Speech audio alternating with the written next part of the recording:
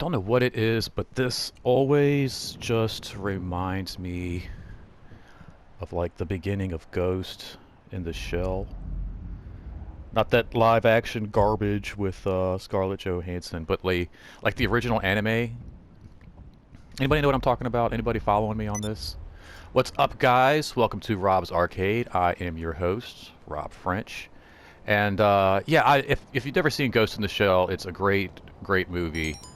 Well, of course. Really cool anime. Maybe I should just talk about anime this episode. How I got into Japanese anime. What Japanese anime I really enjoy.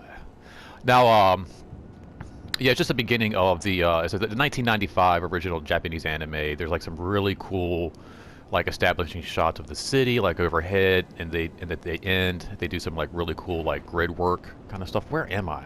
I don't even know. I think I was like doing jumps or something the last time I was playing. Let's see, where's my bike? It's like way over there. Let's get back to my bike. But yeah, it always just reminds me the beginning of in the end of like Ghost in the Shell. If you've never seen it, check it out. Anybody, if you have seen it, if you know what I'm talking about, comment down below. Like, let me know if like you kind of see what I'm talking about. Just like the colors and everything about it just kind of seems very kind of like Ghost in the Shelly.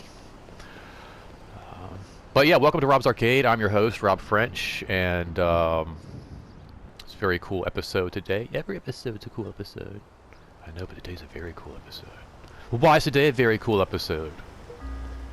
Today is a very cool episode because today is the very first episode of season 2, and we're doing something. I wanted to do like this morning Monday show, kind of start the week off with you guys, and I did a video, but it didn't post. What's up, bro?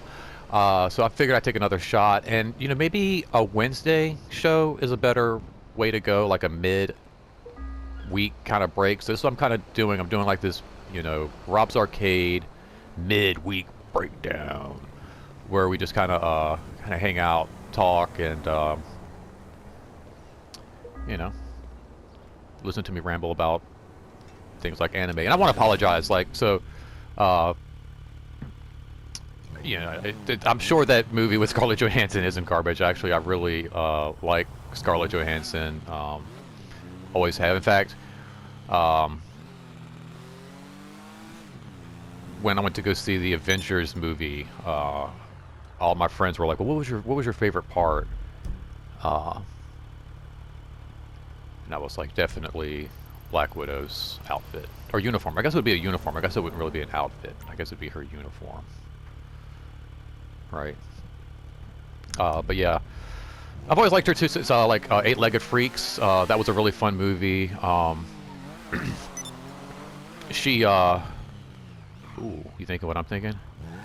She was like a young teenager in that movie, and she was kind of like not that damsel in distress. Like she could kind of hold her own, and I just really like that. Like the aggressive boyfriend tries to go too far, and you kind of expect like somebody to come to her rescue, but really she doesn't need anybody to kind of come to her rescue, which is probably why she was a good choice for. I don't know if I can't really hit that. Which is probably why she was a good choice for.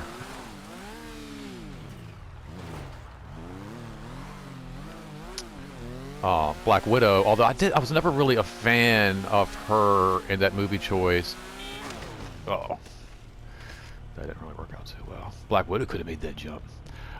Just because, like, so I guess while we're trying to make it back to my crib, we'll talk about this. So I was never really a big fan of Scarlett Johansson in that role, simply because of the Russian accent, and it might sound like a silly reason not to like that role or casting choice, but it was just growing up watching cartoons and reading the comic, like they would even write the comic sometimes to give it like a Russian accent feel, where da and all this kind of stuff written in the comic. All the animated shows and movies were always done with like a Russian accent, so I was always just, I guess, used to that. And then you get to Iron Man 2, and you introduce Scarlett Johansson as Black Widow, and she doesn't have that Russian accent. And at first I was willing to kind of like let it go because she was kind of like doing like a double agent kind of a thing. Um, so I was like, well, maybe that's just part of her cover. But then once you start to get to like the Avengers and everything, and even later on with like Winter Soldier and all this, like she just doesn't have that accent, and it really bothered me for a long time until I just kind of realized like, okay, this is the Marvel Cinematic Universe, so it is a wee bit different.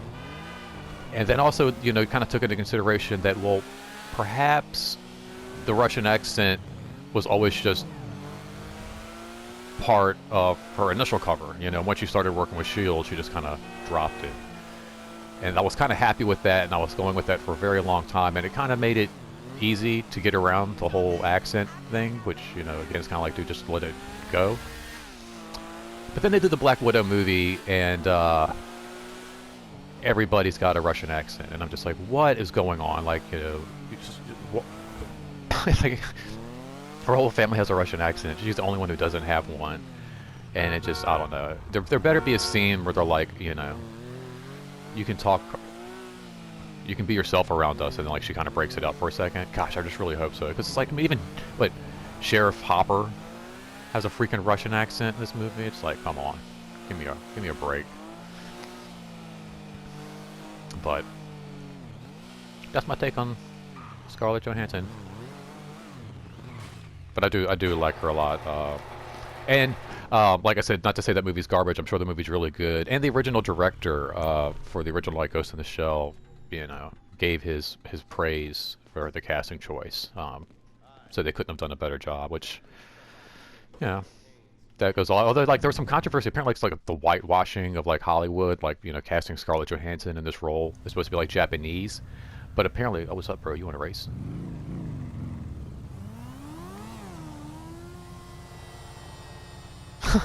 It's the stupidest looking Viking. Let's go. I've ever seen in my life. Apparently, like there was like some controversy with the whitewashing, with Scarlett Johansson being cast in a Japanese role. But really, it's kind of interesting that that's like even a controversy, because I don't think a nationality was ever really given to the android in Ghost in the Shell, and I found out later that like the movie's actually supposed to take place in China. So it's like people are upset. I don't even think they like realize why they're upset. So like it would really be like a Chinese robot, I guess. But anyway, it doesn't look like a Chinese robot. It looks the even in the anime, it looks like an American character. But anyway, enough about Ghost in the Shell. I'm gonna take this little guy here to get a little paint job put on here. I think I've already got a couple ideas on what kind of paint job to do. This just picked up. It's like part of like their new heist things, I guess, like the new island heist. Pretty beast. I don't know, nothing really is going to top that light cycle from Tron. That thing is just freaking amazing. They're honking at me like, where's your helmet, dude? So anyway, like I said, I did like a Monday show, and I was kind of like, I had a bunch of stuff to talk about, and I was going to try to do like a rehash of that, but I think I'm just going to kind of wing it with you guys, just kind of hang out, have a little bit of fun. Not so much has kind of gone on this week. My knee is still bothering me. So ever since I got back from Disney, my knee has been just like swollen, and yesterday it was like really tight in the back, like not so much up top on the knee, but on the back of the knee. Yeah, I don't know what's going on with that. Here we go. Custom paint job. So I really don't have like a whole lot of stories. And it's been really slow at the restaurant during the week. Like, during the weekends, excuse me, it's busy, which is good. People are getting out. It's actually like really, really nice out. I think the last time I talked to you guys, it just was like nasty and rainy. It's been really, really nice out lately. And people are definitely coming out on the weekends, but it's just not. Ooh, saddlebags. That's pretty cool. Not been very busy on the weekdays, and I don't really know what's going on. Maybe if like grades just came out and people are like, no, we need to buckle down and focus more on homework and getting stuff done around the house, or people maybe waiting on tax money. But it's just been really slow during the week. This past Monday was extremely slow. So not a whole lot of stories to share on the work front.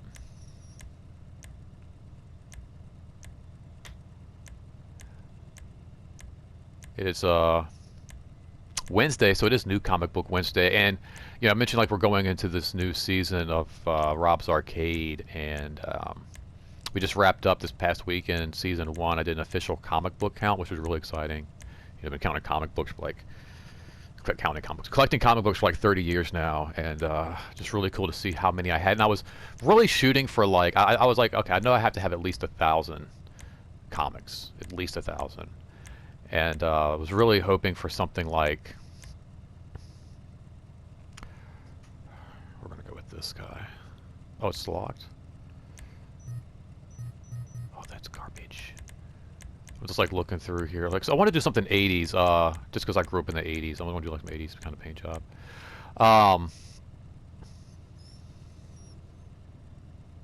That could maybe work. But yeah, I wanted to see just how many comics I had. Like I said, I was really hoping for something like about over 1,000, maybe 1,500, and I wound up with 1,623 comics, which was a really, really good number. We can do this pink. Yeah. And it's Wednesday, so it's New Comic Book Wednesday. So I might go out today and get me some new comic books. Where is this prime? Oh, there's under there. Okay. Let's see here.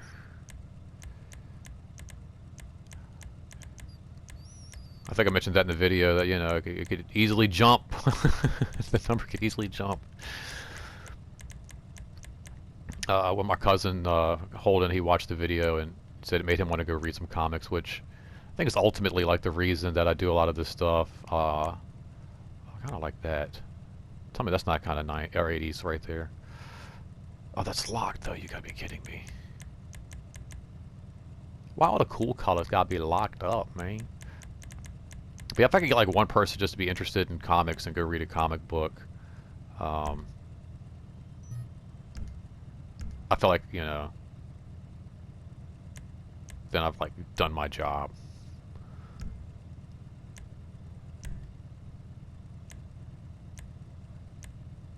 Oh.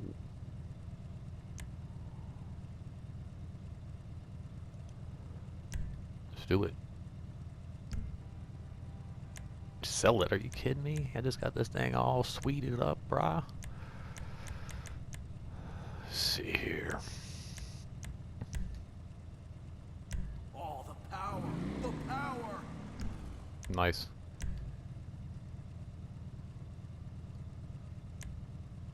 Oh, whoa, that's crazy. Moved as well.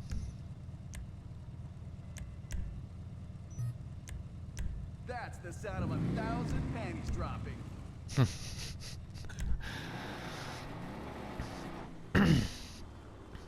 Alright, cool. Yeah, I just wanted to do like a cool 80s paint job with this thing. Growing up an 80s kid, wanted to do something kind of fun, some fun colors, just like neon looking stuff. And my boy Nick, worked with, he's been really like making me relive kind of like my, I guess, childhood, if you will. Like, these 80s styles are kind of coming back, and he's always coming in wearing some like cool 80s colors and gear, and I'm just like, oh man, just try to keep it in the 80s with some of this stuff here.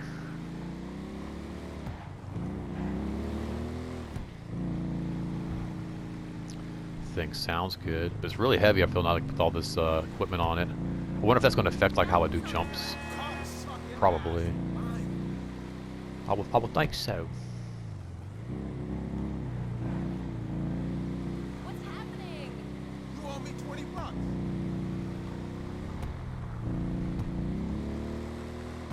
$20. This is like the weather today. Like we're finally starting to get to that 70s. Like I said, spring is in the air. It's coming. It's gonna drop back down. That's the crazy thing. Like here in Virginia, Richmond, Virginia, um,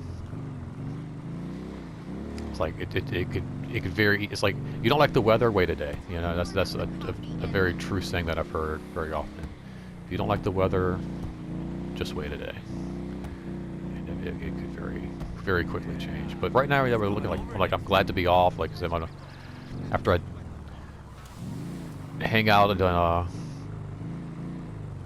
what is it, Los Santos with you guys for a little bit. You know, I'm gonna hit the comic book shop. I'm actually going to take a four-wheeler just like this to the comic book shop and load up the back full of comic books. This is what I look like when I come back from the comic shop right here. It's loaded up. All right, got me another 200 issues. Let's go.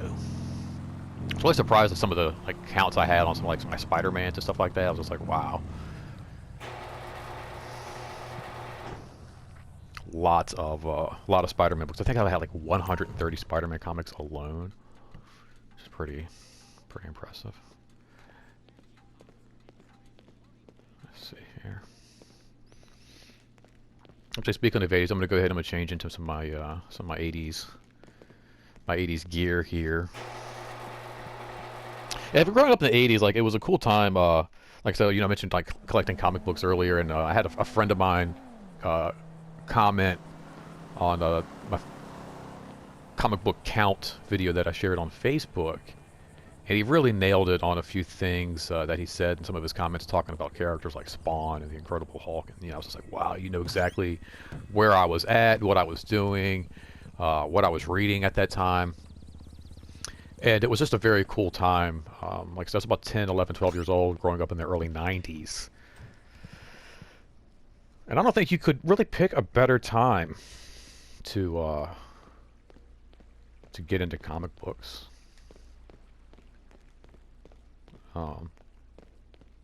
Yeah, the creation just alone of Image Comics itself was just a cool. I'm going to take a shower. I'll talk to you guys while I take a shower, freshen up a little bit.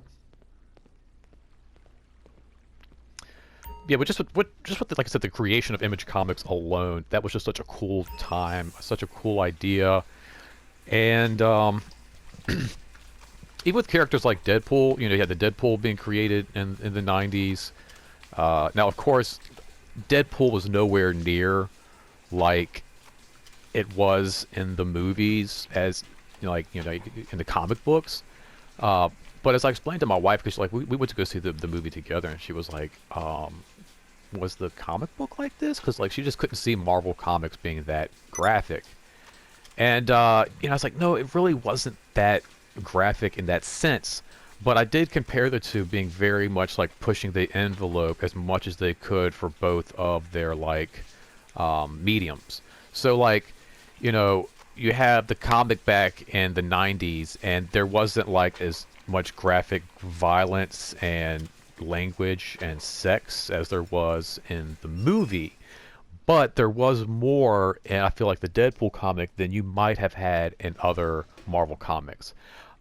Meaning that, you know, up until that moment, you may have had like a scene between like, let's say, Scott Summers and Jean Grey having, you know, a moment together at night in the X Mansion. That would very easily be done with just like a silhouette of them kissing in a upstairs bedroom of the X Mansion, and you really wouldn't see anything but just like the silhouette of them kissing, and then the next morning the sun coming up with the birds, and you would get the idea of what was going on. See what I'm talking about here with this 80s? This is some 80s right here, baby. It's almost like I'm trying too hard. But then you get to Deadpool, and in his comic, it was a bit more graphic. Like you might actually see a bit of skin in scenes between like Deadpool and his girl making out, Domino. So it was, well, actually, no, it wasn't his girl. Like what happened in the comic? So like his girl in the comic, I think like fakes her death and comes back as Domino. I can't remember what happened in the '90s when I was reading that comic. But at any rate, uh, it was more graphic than, like I said, most Marvel comics had been at that time. A bit more skin. Um, I can't drink my drink. Come on, drink it. Drink it. He doesn't want to. No, drink it. There you go. It tastes so nasty.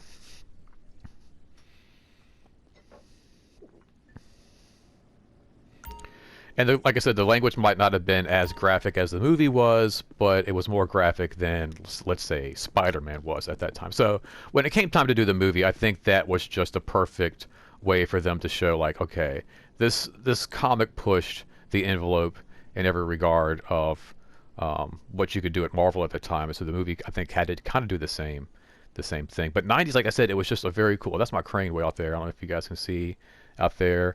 I love parachuting from that crane. One of my favorite things to do. Actually, the first time I climbed that thing, I actually got like like legit vertigo with big screen TV. Like I don't know, just it was very trippy. Made my hands sweat and everything else. Um, but yeah, again, just like I said, Image Comics. The '90s was a cool time too, just for like action movies in general. I was fortunate enough to like catch a lot of really cool action films growing up, and like the '90s. I mean, God, late '90s. I mean, excuse me, late '80s, early '90s. With Steven Seagal, um, Jean-Claude Van Damme.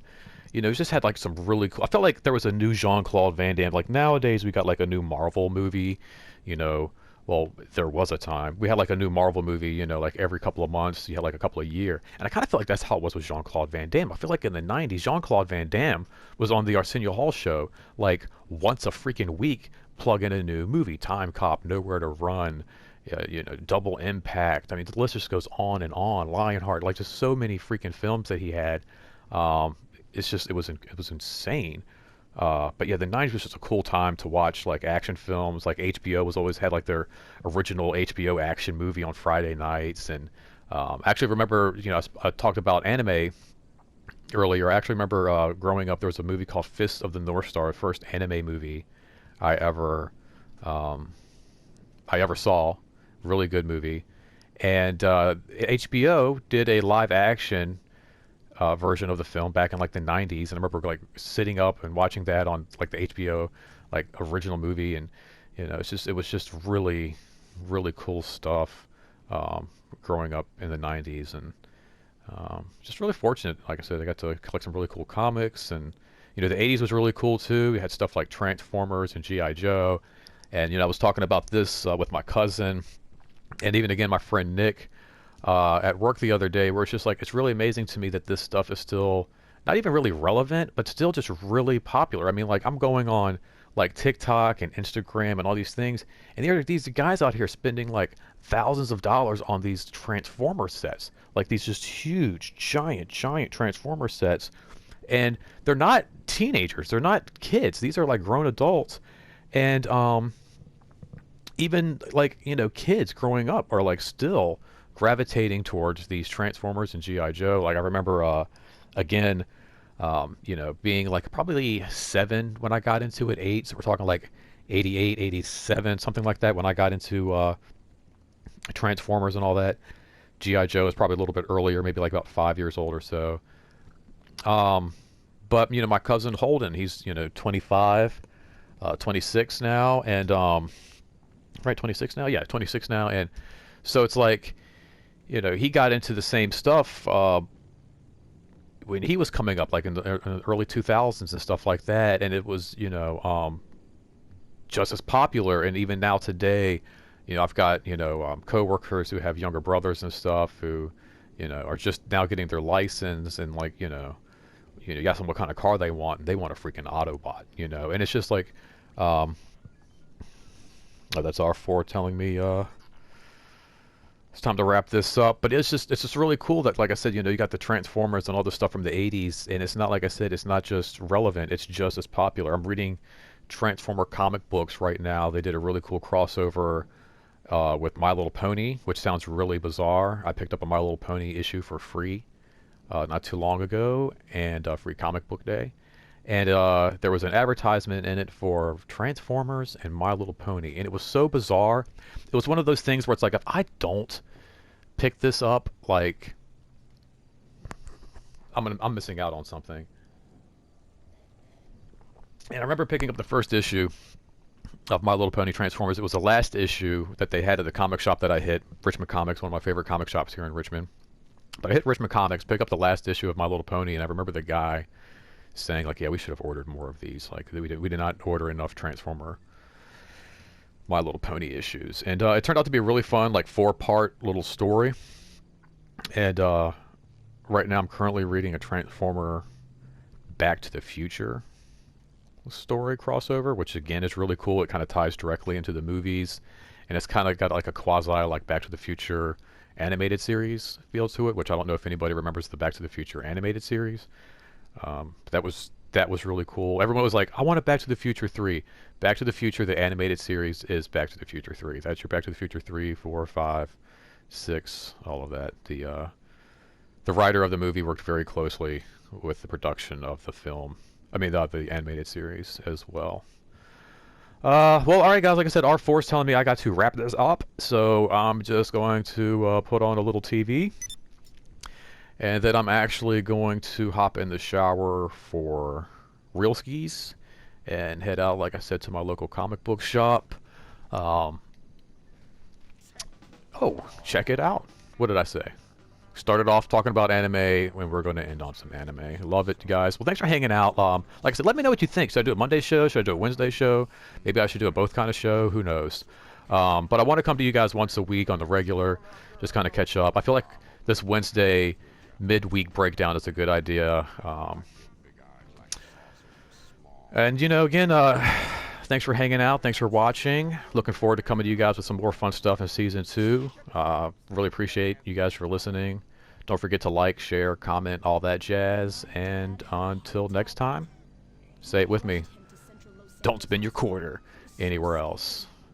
Thanks for hanging out, guys. Talk to you later.